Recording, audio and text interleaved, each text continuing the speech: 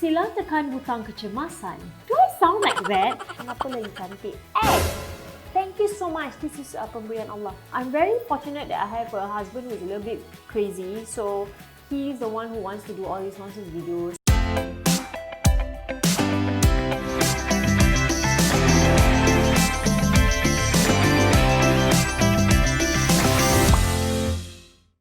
Okay, let's continue. At what age did you start appearing in TV shows? So, I started by joining a competition.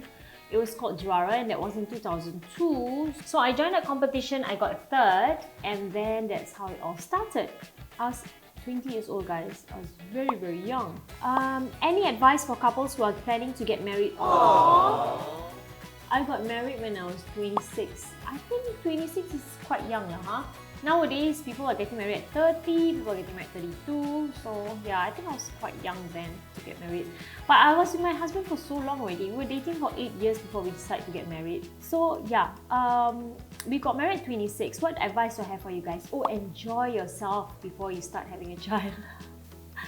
Please go and travel. Although now we can't really travel so much because of COVID, but enjoy being with each other as much as you can before deciding to have a child. Unless, of course, you're already of a certain age and age is catching up and you want to have a child straight away. You can go ahead too. It's all up to you. But for me, I feel like the first few years with my husband, we got married. That was like, oh my god, it was so fun. Before we decided to have a child, we had a good 2 years together as a couple before we have Shan. Yeah, that was nice. What are your advice for people who wants to be in media, like being in commercials? I don't know how to answer that. Wow, you just gotta put yourself out there lah. Yeah, you gotta get yourself noticed or something. Sometimes, one way to get noticed is to do interesting videos, post it up on social media and use hashtags. Yeah. The Malay announcement in the EW train, was that you? Something about tekan butang kecemasan. Sila tekan butang kecemasan. Do I sound like that? You're not the only person who asked me that. There's several people who said, is that your voice? Well, it's not me.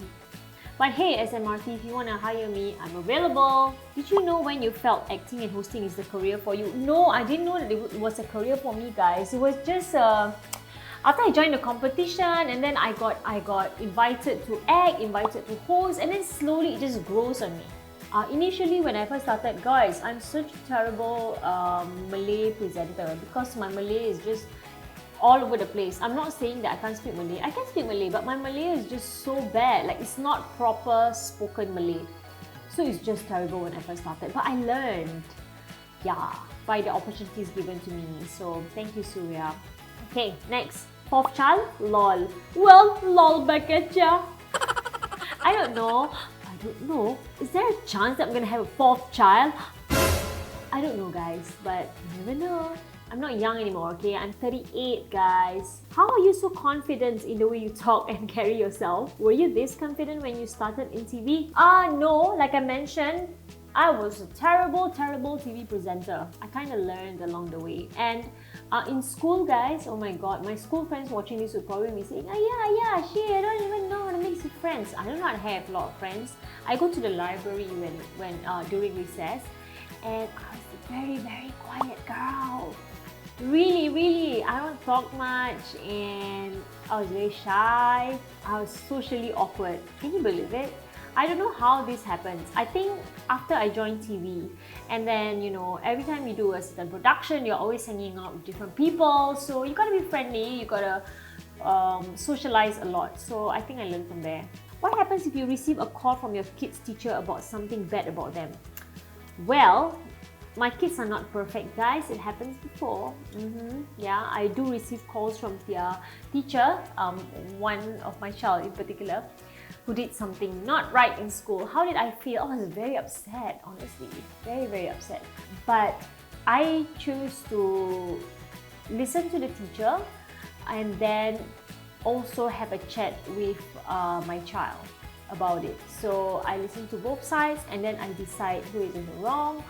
And of course, after I listen to both sides, if my child is in the wrong, my child's gonna get it. You took over Khairuddin's show malam ini because of dia sakit or memang that's the plan? Oh, okay. No, I did not take over him, guys. Khairudin Samsudin, that show Malam Ini, that is a weekly show, and every week they will have new hosts. So I happen to be on episode 1, and then everybody thinks that I'm taking over the show. No, guys, you are amazing, pretty. Thank you. Recommend nice ceramic plates and forks and spoons, please. Oh my god, guys, please go to Shopee. Kenapa lagi cantik? Hey! Thank you so much. This is pemberian Allah. What is your biggest regret? My biggest regret is not having more children. Yes, really. When I had Shan and then I had Shaista, Shaista was an accident. I wasn't ready for Shaista. I was pregnant with Shaista when Shan was only 18 months old. He was only 1.5 years old, and I felt like, oh my god, I haven't spent time with him enough to have another child. But then, oh my god, I got pregnant again, and then Shaista was just so much fun. And after Shaista, I thought, hey, just nice, 1 boy, 1 girl, I'm done, right?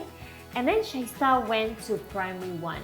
So I'm like, oh my god, I said I'm not gonna have a baby anymore. And then I started looking at other people's babies, and I thought, oh man, I miss having a tiny finger I can sniff. So yeah, I then decided to have another one. But you know, Shaista and Shania, they're 7 years apart. Imagine I can have 3 babies in between that. That means I have 5 children. Mambo number 5. How do you maintain your figure after having 3 kids? Please share your tips. Well, you know, I really don't have much tips, but honestly guys, 70% is what you put in your body, 30% is exercise. So if you really care about how you look like, eat proper lah. Okay, don't indulge in dessert so much. Don't indulge in bubble tea so much. Like, you can have it, but in moderation. That will really help. Trust me. And I tell you, once you eliminate a lot of sugar, you can really see and feel the difference, honestly. And you know what? Don't drink soft drinks. I don't drink soft drinks at all. How do you cope emotionally when Sofian is not around a lot of the time? I can really cope. You know what? I realized, right, that my mom brought me up to be a very independent person. Like, when I was 7 years old, I was really left at home to take care of my younger brother. He was 4 years old, and he was 3 and I was 4.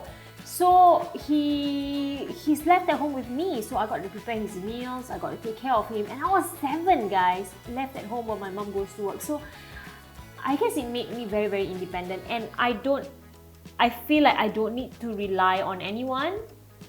So yeah, it's not a problem at all. Tell us about your birthing story and opinions on epidural, etc. Oh my god. Okay, so this is going to be a very long one if I tell you guys the whole story. So with Shan, it was 18 hours of labor. I wanted to feel the contractions. I wanted to understand why is it so bloody painful giving birth.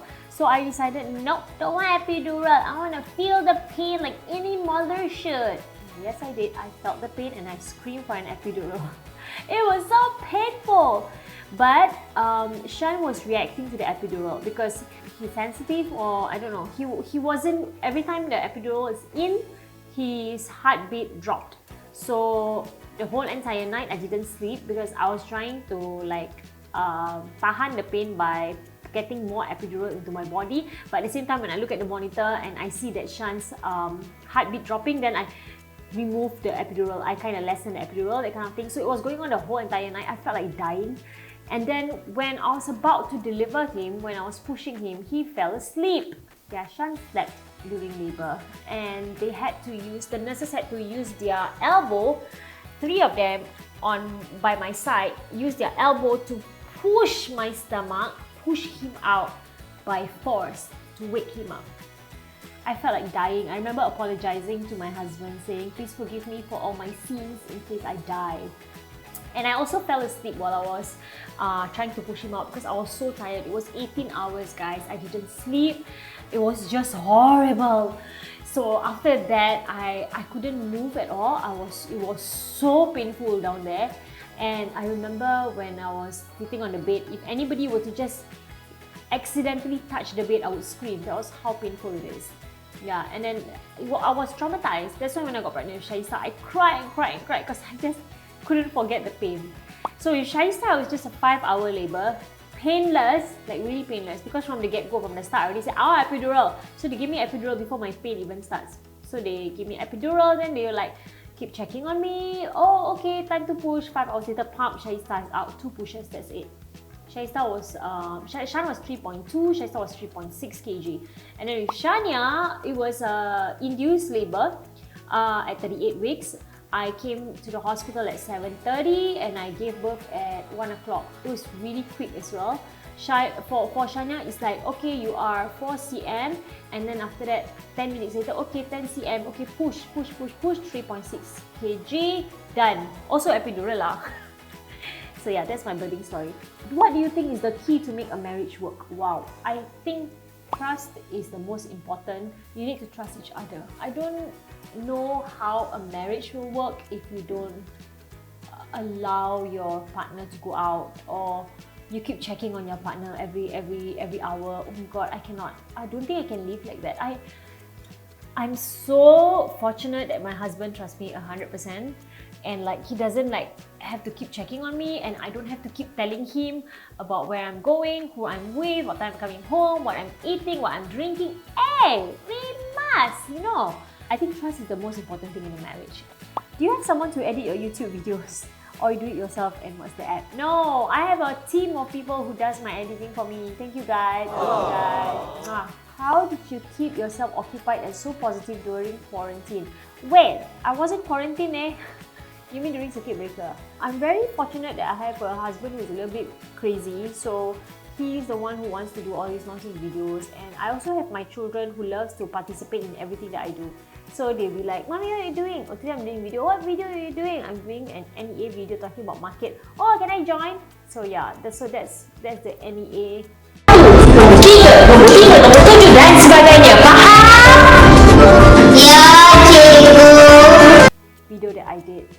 It was actually a serious video talking about rules and the tips that you should be like what you should be doing when you go out, like put on your mask and everything, right? And then it turns out to be a very funny video because I got the whole entire family involved. So yeah, I guess being with my family made me very positive. What are your thoughts on the puppy telemovie? Oh, I think that was very, very good. I think it's very rare that you actually feature stepfathers on Father's Day, right? We're always talking about our fathers, but then some stepfathers, they really are better fathers than, you know, biological fathers. So yeah, I think that was a very good one. What will you do without your family or kids? Oh my god, I have no idea. How would my life be without them? It'll be so lame, guys. It'll be the lamest life ever. What was M. Sufyan's job before he was a real estate agent? He was a police officer for 13 years. Hi guys, I hope you enjoyed today's video. Now don't forget to tune in next week for another adventure. And if you have suggestions on what we should do or what I should do, you can always comment below. I'll see you guys next time. Bye!